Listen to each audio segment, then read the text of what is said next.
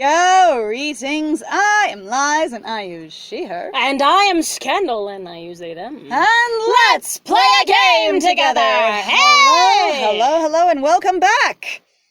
In a plume of vibrant blue smoke, the magician transforms. Say, how well do you think you know your master, Kohai?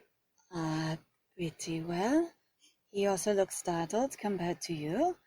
I doubt the two of you are exactly the same, but that's an interesting question. Uh-oh, it's time bun. Pretty well, not very well. He's not my master. He's not my master. He told me that, so Yeah. I know.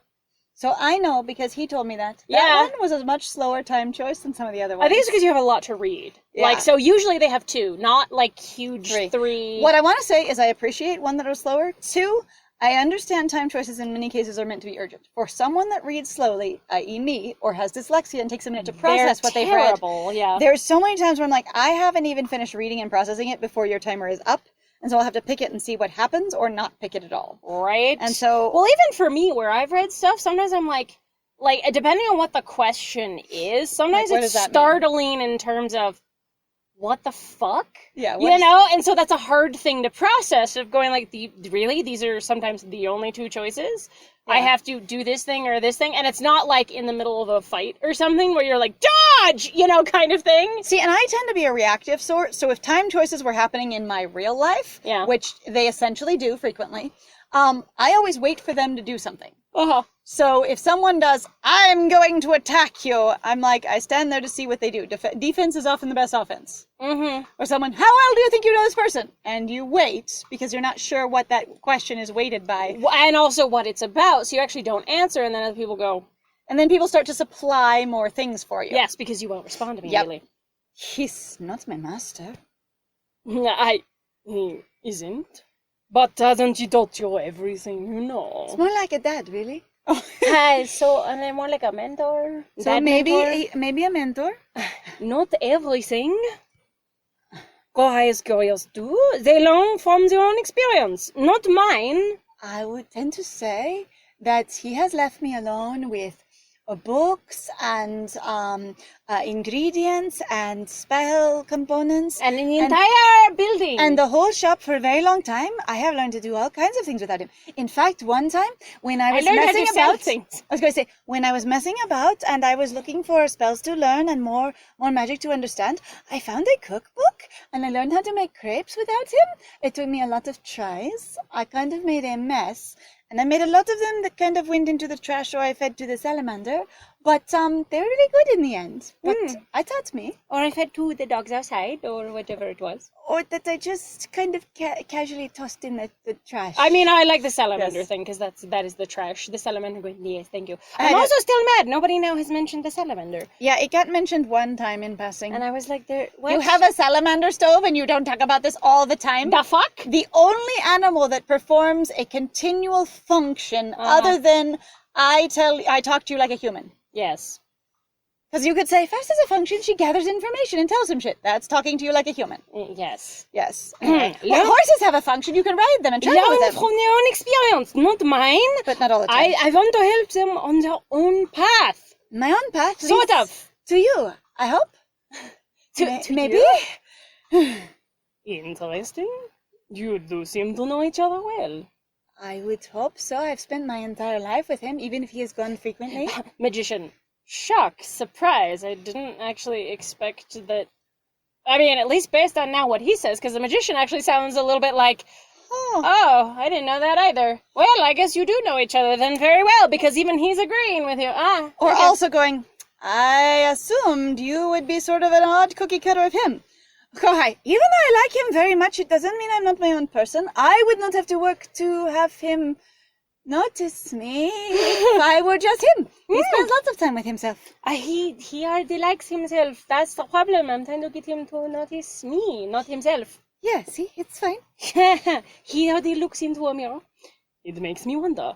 How well do I know Do I know you, Asra? Probably not very well. If you are cryptic and he is cryptic and both of you are dodgy about things and you're not very social, even if you have like this sort of emotional feeling concept for each other and you work well together in doing things because you sort of understand functionally what the other one's patterns of behavior are, it does not mean you know who they are or what they would choose or what they like or in other circumstances. So I would tend to say actually people that are more similar but less open and communicative and just get along well without ever talking about it probably know each other less than those who have to fight for it and are less like each other.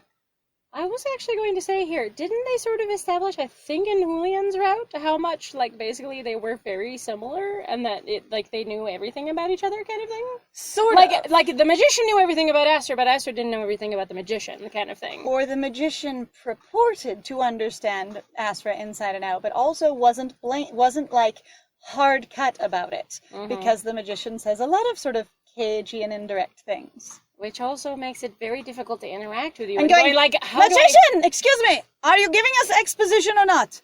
I could be, I may not be. That's actually, okay, Thanks. so I probably admit, that's probably one of the subconscious reasons that I have a character that I do. Is because I find that sort of cagey behavior to be extremely exasperating. Is that and a also sweat it's drop? really not useful. Yes, that is a sweat drop. It was on the other Astra face and now it's on that Astra face. Well, the original Astra. That's this hilarious. is clearly the actual Astra. Stress. But I do find that to be very interesting because people are like, well, it might be super cagey. And I'm like, I have a character that briefly, and typically it doesn't stay, breaks the fourth wall, basically. Now, I know the meta basically behind, I know your story, I know your bullshit, I know what you're actually saying kind of thing. And sometimes they will be able to instantly respond to it. Other times they'll just sort of have that information. It depends on how it works or basically how it rolls, how it will stay or present itself. But like, I have always found that to be really irritating of going like, you're not actually going to get much done if you're going to direct. Or at least be more honest and open. And or also past the honest. point, as I have grown up, I want to impress upon people who are younger than myself, really just genuinely of going like being emotionally honest and upfront about your experience. It was going to get you much farther, much faster than bullshitting your way and going, I'm deep and mysterious and blah, blah, blah. You'll get more stuff done. I say, I have mentioned this before and I will mention it again, is if you are in a place where you just want someone to essentially read your mind, guess what you want, intuit what you need or desire. Real romances, I don't even need to say anything. And you find that to be more important and more valuable than telling or asking someone for what you need. Open and complete communication. You are going to have a much harder time because anyone who can read you sometimes is not going to be able to read you all the time. And just because they intuited what you would like to do them right then, it doesn't mean what you'd like them to do right then. It doesn't mean they've understood the full context of what would make you happy at all. In the same way that a lot of relationships that form under certain circumstances, in school, in a shared job, in a community establishment such as a church, when those circumstances change, you move away from home, you graduate from high school, one of you gets a different job, etc. You stop going to your church. That challenges the relationship if that was the primary space of basically connection or communication you have. And if you're able to talk about things when your relationship feels much different because your environment around you has changed, you can go, hey, what's going on, or this is how I feel. But if you're working off of, it needs to be intuited. You can be upset and uncomfortable and uneasy, and they, or you being the other half of that, may not be able to intuit each other anymore because you're both in a very different space. And the intuition that was, I just understand who you are, was more of a shared understanding of the same social construct in a controlled environment. Where someone goes, of course I understand what kind of BS you feel put upon at school with, because that's how I feel. Which is also one of those things. I've actually had conversations with basically kids who are, for example, like or currently in high school, where they sort of talk about it like things, and you're just kind of like, look, if you do not talk to me, I cannot help you. I cannot just read your mind. And I understand this is frustrating, but also imagine that it's frustrating for me. And even, like, I'm not here to hurt you. I'm not here to make your life difficult or whatever it is. Like, I really just want to help you. But I also don't want to interpret the wrong fucking thing, because that sometimes can be even worse. Where you're like, oh, well, if nobody reads my mind, it's not worth it. You don't deserve to know who I am. Because I've run into some people, even adults, who fucking do that shit, where they're like, well, if you didn't figure it out, you don't get to know what my thoughts are. And I'm like, how does that help you or me? Doesn't that make your own life a lot harder? Well, then more miserable, more isolated, and then you go, oh my god, why am I so alone in the world? And you're like, because you're incredibly unwilling to be emotionally vulnerable and honest? Because you're unwilling to communicate, which includes some other things. At any rate. Anyway, how well do I know you? Asra, I would posit not very well. Kohai smiling. Yes. Correct. I spend my time trying to understand. As well as Kohai does? Better? Wait, are we going to play the newlywed game? I've heard about it in the fourth wall room. You see, it is where you take new couples.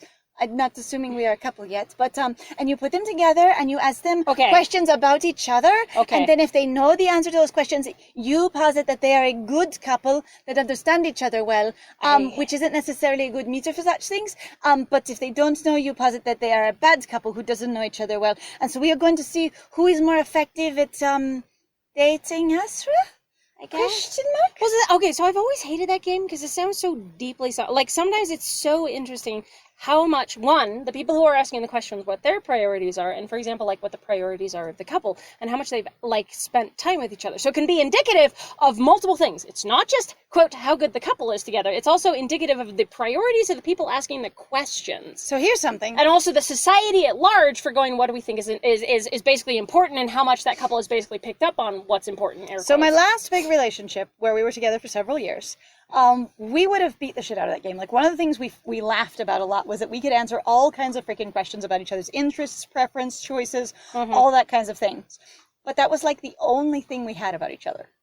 In many ways. The reason we were so good at it was because in many ways our relationship was very professional and very clinical. There was very little emotional openness, so there was very little like left to basically interpretation or just play or fun or I don't need to know that. We like each other. It doesn't matter if I can pick out his/her favorite. He likes broccoli only this way. Favorite sexual position, most preferred restaurant, you know, how he likes his eggs done. Right. And so what I knew and what he knew were all of those technical things and none of the other things. And again, like I said, I always find that question and answer stuff, sometimes it's bullshit. Like, it really is. Sometimes you can go, well, because you also have to think of it in the sense of people are asking you really strong, basically, one, yes or no questions or things going, this is the only thing you like or don't like. There is no, well, I'm amenable to eating that sometimes. Or I'm amenable, honestly, to eating that most of the time.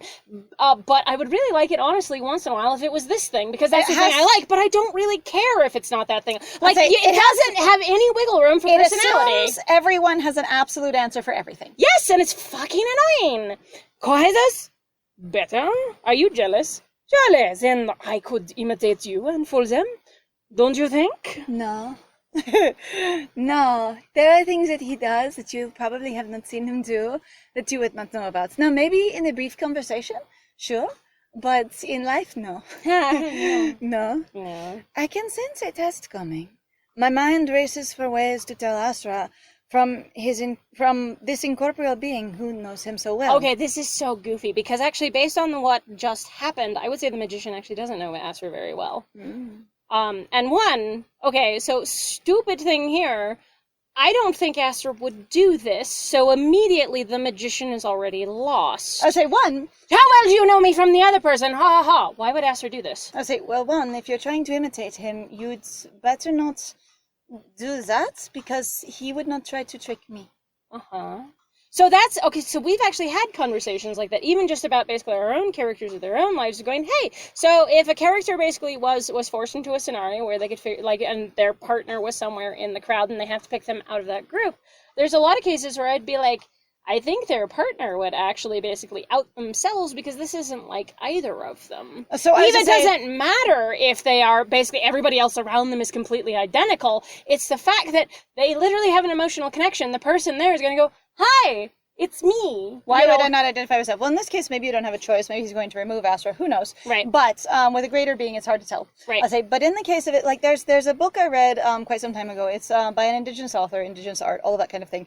And I think it's called Buffalo Woman. I'm pretty sure. But anyways, the story goes that a woman shows up when a young man is out alone by himself, right? And they're both indigenous individuals, and they fall in love, and they get together, and they have a child, and then she disappears, right?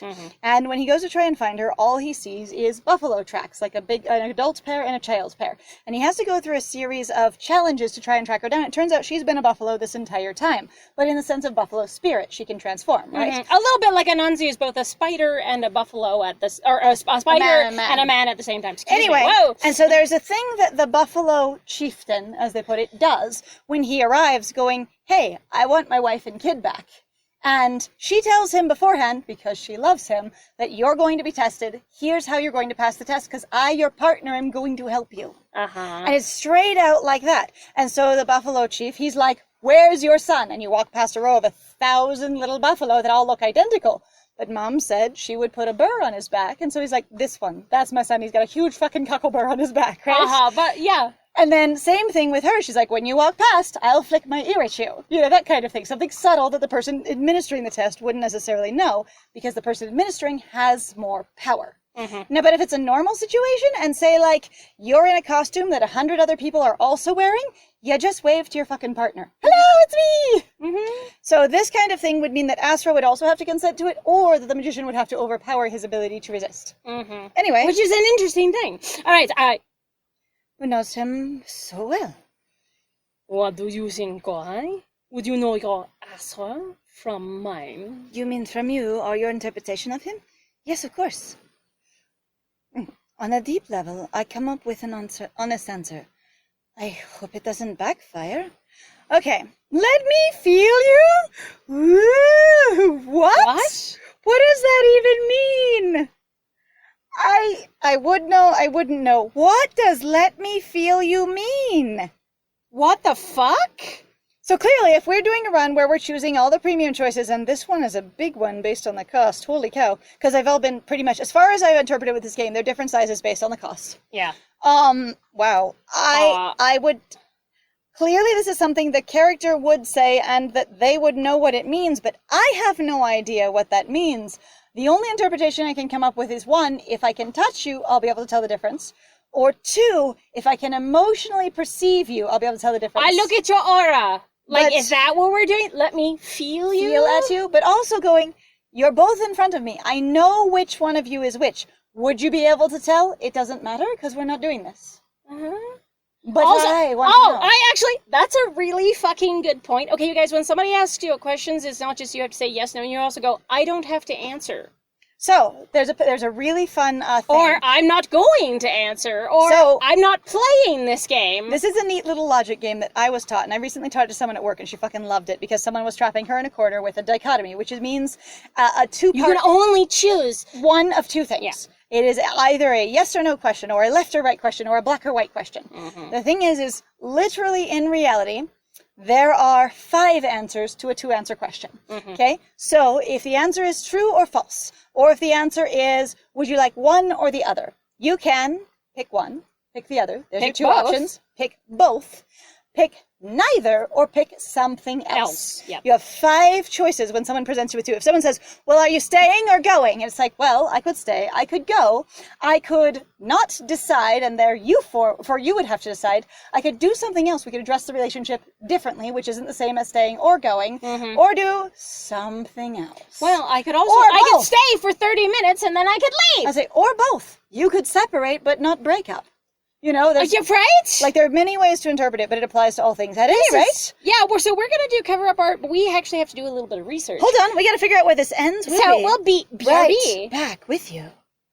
Alrighty, we have done our research so that we know where to cut in and cut out as per our agreement with Nix Hydra. If this is your first time here for a premium scene, so that we have permission to play through the Arcana, we have to abide by the agreement we've made with them, where we are going to have cover-up art. You won't see anything in this premium scene, and we will ad-lib all the words, because they don't want us reading any of their dialogue. So we're going to tell you what happens, and our cover-up art, which we haven't seen yet either, is provided by the lovely artist, Draconisha. And Draconisha is a fantastic artist. If you want to find any of their information, there are links in the description down below. Yes. They're actually even an artist for hire if you're curious. And This is specifically their chibi art, but they do wonderful full-size stuff as well. Yes, and we're very excited to see their art, so here we go! Let me feel you.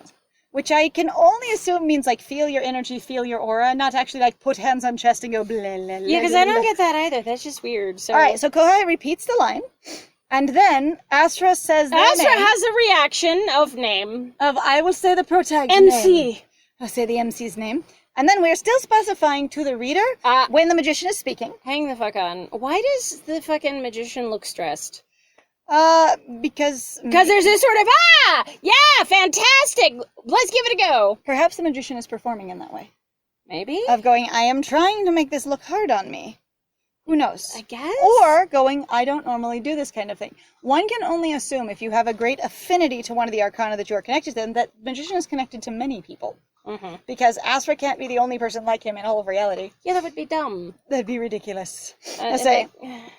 So the magician is just basically entertained that the two of you are on board and says we should go ahead with this then. Yes. And then Kohai specifies that there is a gesture with a paw, and the arcana in question... And a sharp finger. Actually just makes Kohai actually go in circles. Mm-hmm. Actually just whirl about. Mm-hmm. And... when the turning around and around, when they've gone right round, baby, right round, like a record, baby, right round, round. When they've stopped being their very own carousel, they have actually apparently they realize that somehow they've also been moved in the room, and also everybody has actually changed where they were. So basically, the lights went out, and when they came back on, everyone was standing in different places. Yep. As here we are. Except for instead, it was a whirly. Oh! Then you have premium art of Asra standing with Asra. It's very glittery. They have their foreheads together. And they're both kind of looking at you. One very side-eye and one extremely direct. Mm-hmm. And very saucy. I'm sorry. Sultry. I'm saucy, yes. It's like a sassy sultry. But I've also got to say, like, okay, so this is the self-cessed art that I've seen before. Oh. Okay, I had never seen this before. What I'm going to say is because years ago, this was one of the big ones that a lot of people really, really like showing this art off of going, oh my god, this is super hot. Okay. This is masturbatory fantasy of, yes, me in between more Asra. Okay. But, like, I'm like, it's a self-cessed art. Okay. That's how I knew it. Interestingly, none of us were touching each other before. Nope, and these are Asra on Asra. I'm touching you and sort of smashed into you while the other one is... So this is very Ouran High School shoujo kind of vibes where the twins, like one of the twins has got the other one sort of crammed into him. I'm the dominant twin and I'm the sub-twin. I'm the semi-twin. I'm the UK twin. What I was going to say here is... none of you touching each other. Nope. You have all now swapped places. And now the two of them are right next to each other. Essentially, one of them looks much like they're holding the other one's hips. And then one is kind of more passive, hand gently rested on the other one's chest. And again, one of them looks very soft and a little bit like, whoo. And the other one is very much more like, aha. I'm the dog. I'm challenging you. Yeah. Well, and the thing is, so then your character, instead of mentioning the fact that they're touching each other now, which is very different than before, there is a notation that the individual who is on your say left. On your left, basically has an extremely powerful, interest. You can perceive powerful interest from the one on the left-hand side, as apparently, though, you decide to actually go and choose the other one, though, to stand in front of. Yes, you go and put yourself in front of the one on the right, because the one on the left feels mega off the walls, like focused. Burning their focus into you. All right? And so then, the protag, our good Kohai, decides to put out a limb. Oh! They actually, so instead of leaving the hand on chest alone, they actually decide to interact with the hand on the chest. And I'm like, again, you're literally not commenting on this posture. This feels very... So the thing is, there's nothing, again, we've talked about shit like this before. There's nothing wrong with fan service, but this is so strange fan service in my brain. So, fan service works great in a void by itself. Awesome picture, very hot, all by itself. Yep. Kohai not mentioning the fact that they are in contact with each other or standing right next to each other is odd, given that Kohai has made such a point in many other cases of describing where everyone is in a room in reference to each other. And if Kohai's only focus here is to figure out which one is the real Asra, the person that they adore, wouldn't you be taking note of literally everything about their posture and where they were in relation? It might be very valuable to Kohai to be like, they are standing against each other. They're standing next to each other. They're pressed against each other. They have that one hand on the other one's chest and one hand on the other one's hip. Like this kind of thing. It seems like they have their foreheads together as they look at me. Like that kind of thing seems like it would be something Kohai would care about. Or they're not just standing in different parts of the room, they are immediately entwined with each other. Well, and that's what I mean, like, immediately for just the character in this situation, the fact that there is no attention called to it, again, is a weird choice in my brain, because I'm like, your character has called attention to so many other things, I want to know why you guys were next to each other. Like, of all stupid questions to ask and then never have answered, this one isn't even asked! Also, while it does not say that Asra has his hand on possibly Asra's chest, as it were, we'll just call them both Asra in this case, it does say that Kohai is going to put their own appendage onto that one and do some holding. Yeah, they're going to slide their hand into the other one's hand and go, ready to hold hands! Yes, and so that's what we've done. So you're going to be holding hands on top of one Asra's chest, but with the other Asra. And then... You're going to reiterate it again? And then after you've done that, on their breasts, on their pecs, after your hand and the other hand are gripping each other on the pecs, you're going to move your hand to the pecs, or possibly to the sternum. Like I said, this is a repeat of the same thing. It is. You already have a hand on the breast of the Asra that the hand is already on. Like, this doesn't... Okay. So basically, we've had the hand over the sternum, and we move it to over the sternum. Meh? Question mark. I mean, that could mean any places. It does. It's just like... So, but the thing is then there's a perception, though, of something that is beyond flesh, more or less, that I would say, where they have an experience of something that is in their body, in the body emotional. Incorporeal. Yeah, emotional experience deep within that is this writhing, powerful, glowing mass that is actually... That wouldn't be glowing. No? No, just flowing and moving. Okay, so flowing, yeah, okay, but like silvery glowing, maybe? Silver doesn't glow, it shines. No, that's true. So shiny and fluid. Let's do that. Because... And also not really clear, because just barely at the edge of Kohai's perception. So there's just this probably like tickle, basically, on the underhand. So it's... But I'm also like, so we're talking about... So Kohai is reaching, like their attention, because I move my focus. Kohai's focus is moving interior to the Asra they are paying attention to. The one that they have all got their hand on. To be inside of him. And feeling this sort of fluid, shining thing that they can barely perceive. Okay. Yes? Yep. That probably would be correct. And then it says, with the hand grabbing, which has already been grabbed, and then the moving across of the front of him. Where you've already got an Asra that you're holding hands with, for some fucking reason you're annoyed, or at least making an observation that for some reason this touch is not reciprocated. So, what I'm getting, based on exactly what they've said, is... I reach out to the hand that is on the Asra's chest that belongs to the other Asra, so I'm touching both of them at once. Yep.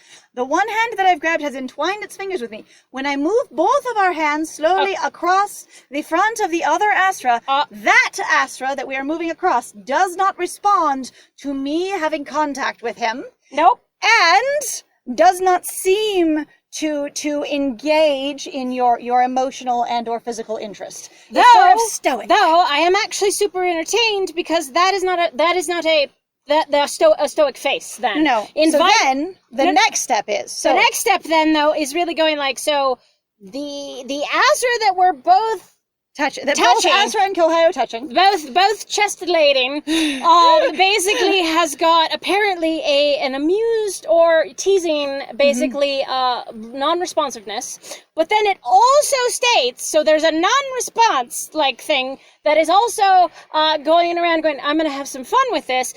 Apparently also completely contrasts itself by saying By that it's being completely deadpan, dead face that somehow encourages more contact, which is not what a deadpan face is. So, na na na na na. Oh, it's okay. Na.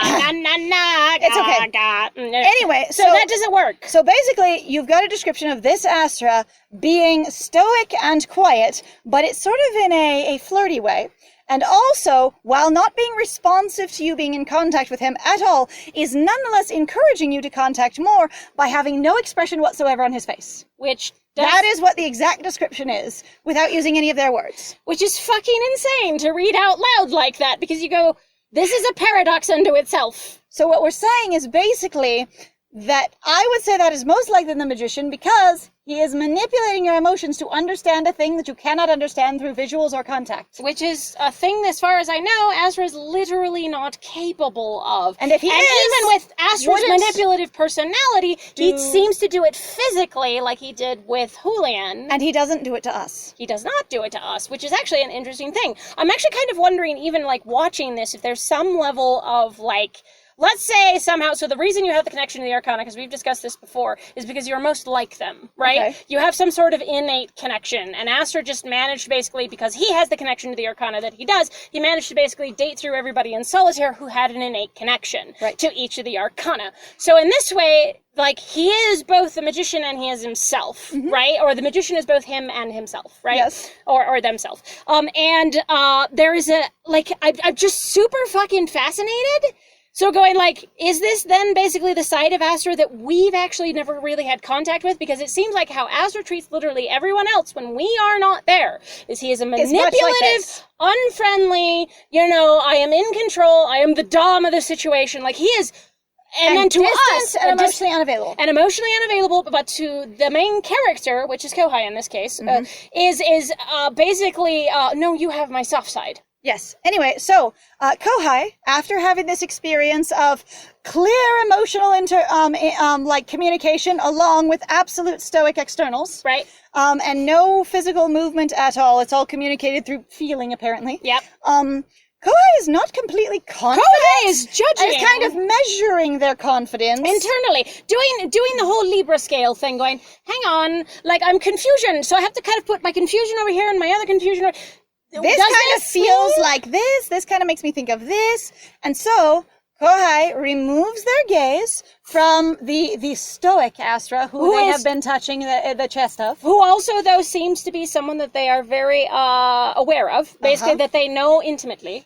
Because it is still that kind of face. And then, yes, who's nonetheless looks exactly like the person they are most familiar with and most close to, and then look about to the other one, the one whose hand they are still holding, the one they are still grasping intertwined fingers with. Yes, and appreciates how he looks on the other even side. Though there's no description of that. It's just I just look at that one basically. I also, turn from one to the other. The idea that we've been moved around the room and swapped places, except we've also been specified to be only swapped around where we were sitting.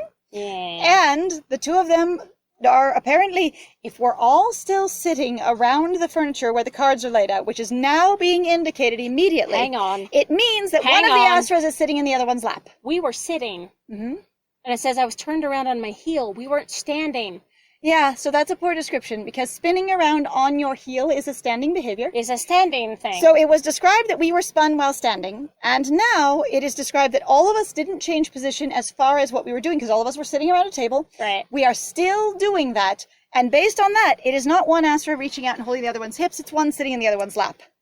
So we've all swapped positions. So apparently one of us was sitting in the other one's lap before, and now it has moved to two Astras sitting in their lap. Did I sit on Astra's lap? Because it said I was across the table. I feel like I would have noticed if I sat, like, in the magician's lap. We have also apparently let go of the fingers. Now it says, while we didn't let go, we are touching this Asra for the first time, even though it is their hand that we grabbed. Like, we literally are moving our hand out to grasp for the fingers that we already have. That we are already holding and didn't let go of, according to the description so far. And now what we have is going, and now this is the only time that we have finally touched.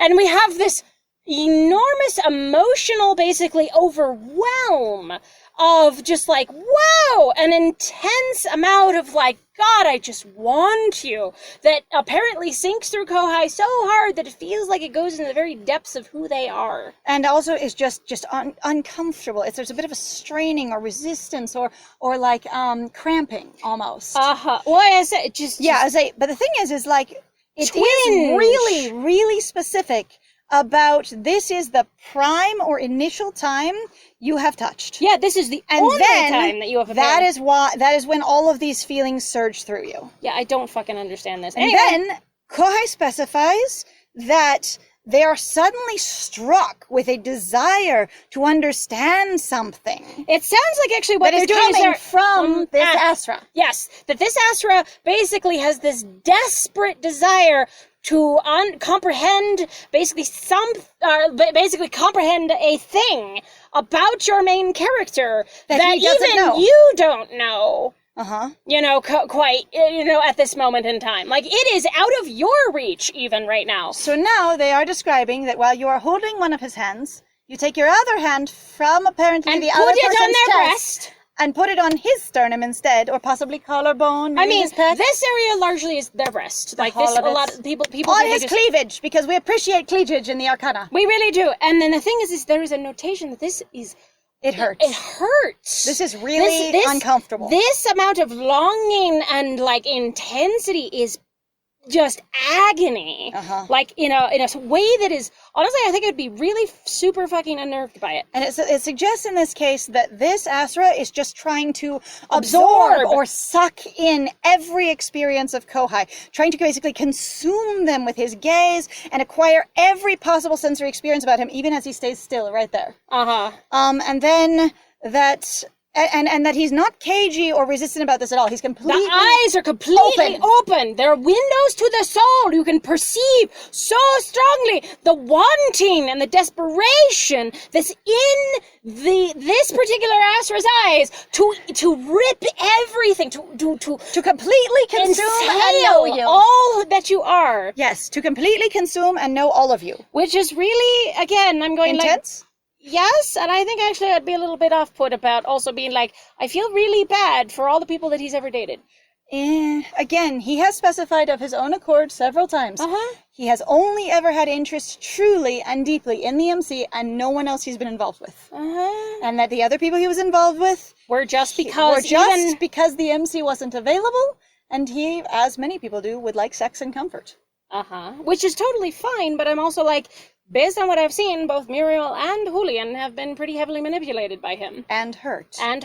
Under these conditions. Anyway, so he tries to consume the very essence and knowledge and awareness of Kohai through his eyes. Eyeballs. And then Kohai is like, whoa, that's a lot. Like Kohai, because we can't just pull one hand away, honestly. We have to take both hands away, because fuck that. Because it says it takes a singular appendage away, but honestly, we need to get all of that away because we connected with because this is literally a spinning and like, whoa, I'm unsteady, like losing your balance. Away, and so like, and then while you're basically freaking out trying to regain your balance kind of thing. While you're sitting. There is this experience of going, I need to figure out which is which. There is a soft little,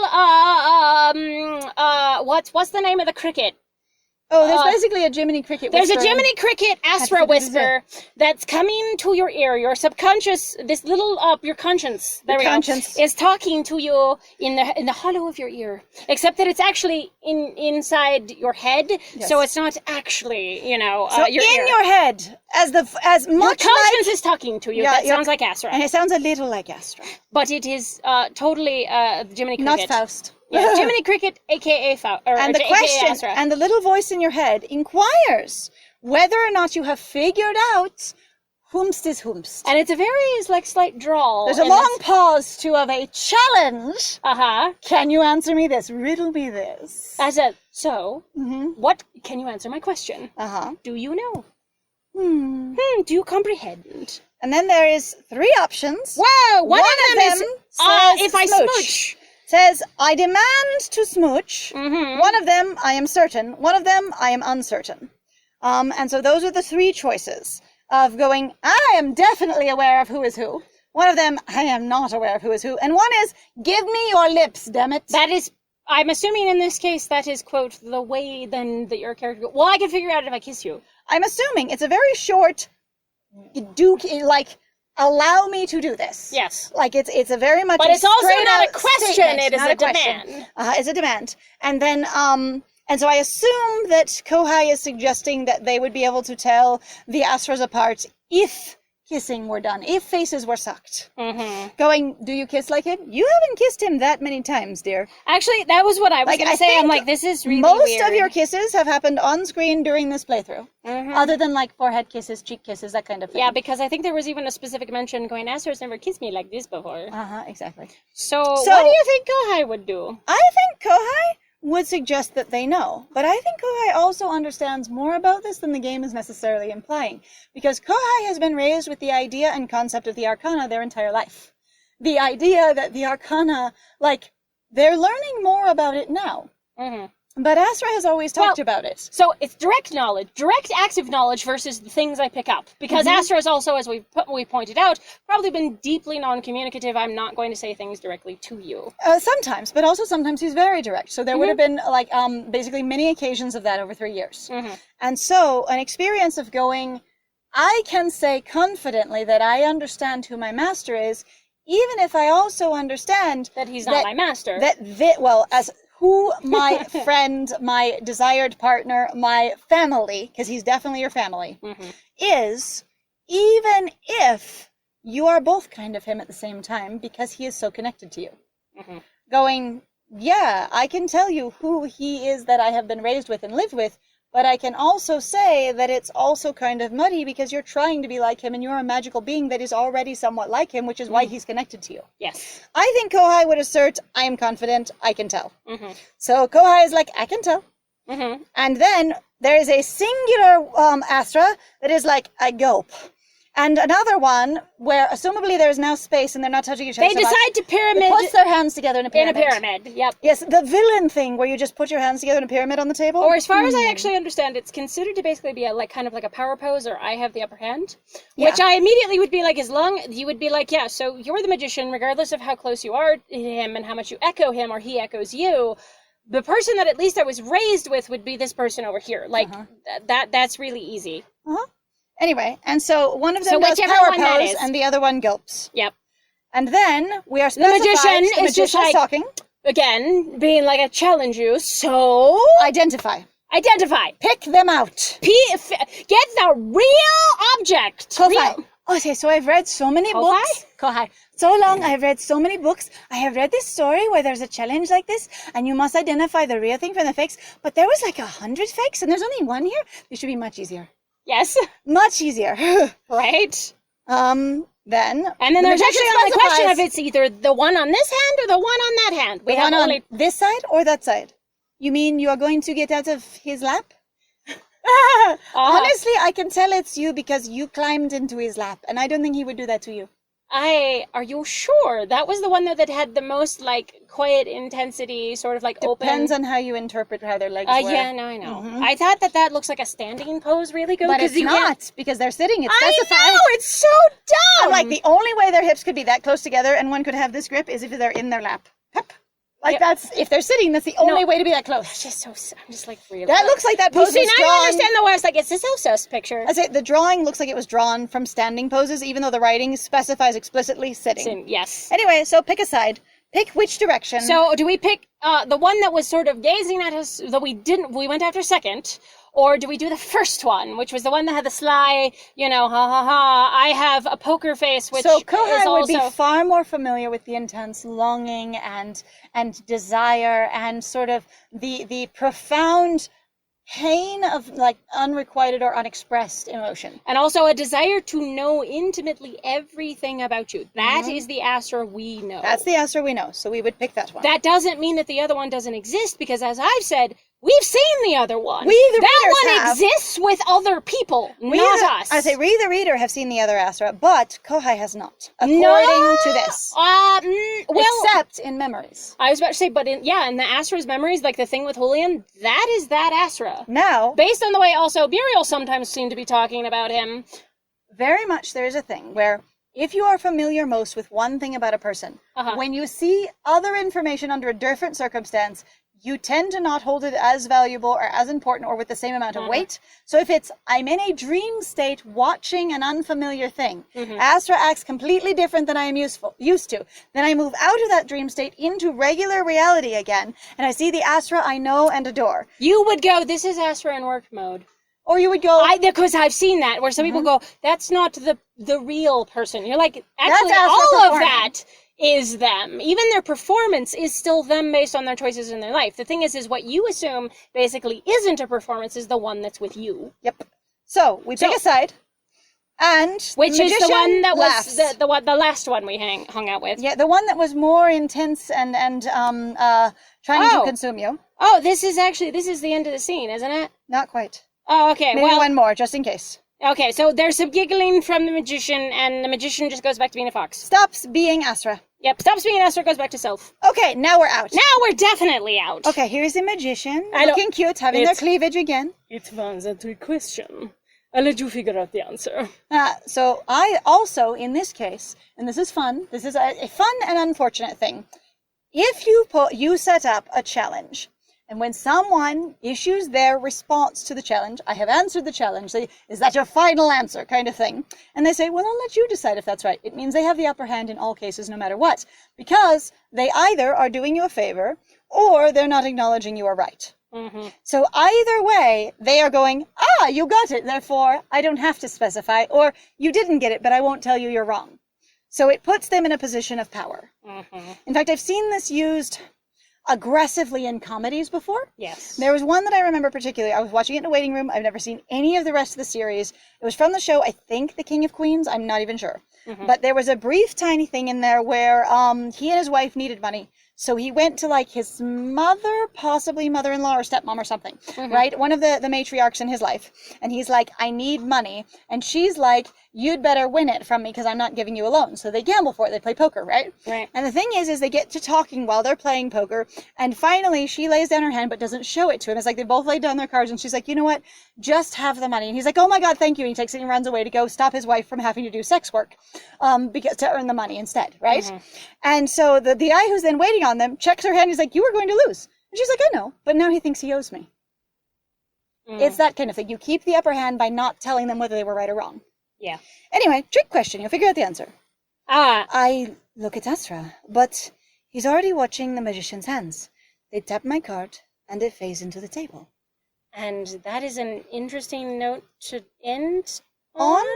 Well, we could go one more. Asra is literally... I'm baffled. Asra literally doesn't care? Asra has not responded or said anything this entire time. He hasn't interacted with the fact that magician suggested this challenge. He didn't even say yes or no. He didn't agree to it. He didn't protest to it. He didn't go, oh, this will be interesting. He basically sat passively the entire time. Well, as far as I can tell from the art versus the words, the magician climbed into his lap while making you whirl about confusedly and then stared at you going, pick. Yeah, I don't... Also, the interesting thing is, one of them speaks to you and says, choose which one. Astra would never say that. That's also why I was really easy. Which one didn't talk? It's that one. That's my Asra. That's the Asra I grew up with. This is not my Asra. This Asra is too direct.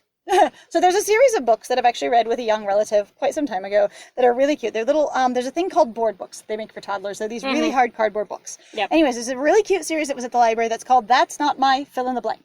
It's a little mouse looking for their airplane, their car, their rubber ducky, their best friend, their dog, whatever it is, fill in the blank. And each page is, that's not my rubber ducky, it's too shiny. That's not my rubber ducky, it's too scaly. That's not my rubber ducky. You know what that reminds me of? You're not my mama. Oh, something Are like you that. mama? And so this one, that's not my Asra, he's too direct. Yeah. So, that one. Kohai then has their own books, switching through, going, that's not my Asra, he is this thing. That is not my Asra, he's too much this thing. That is not my Asra, you're just way too fancy. And the thing is like, that could totally be Asra in similar. I'm just like, that is super fucking weird. He does not care. The fact that he didn't interact is as strange as us not interacting when he and Muriel had that interplay that they had. Yeah. It sounds like he was forgotten in the writing. And unless in the next scene, in the next episode, he immediately talks about this experience, it is almost like he wasn't there. And again, works fine for fan service. You're going, these two things are objects for me as a viewer to appreciate and go, wow, sexy, and I can conceptualize fantasies and things. But in the context of the game of these two having character personalities, it doesn't work.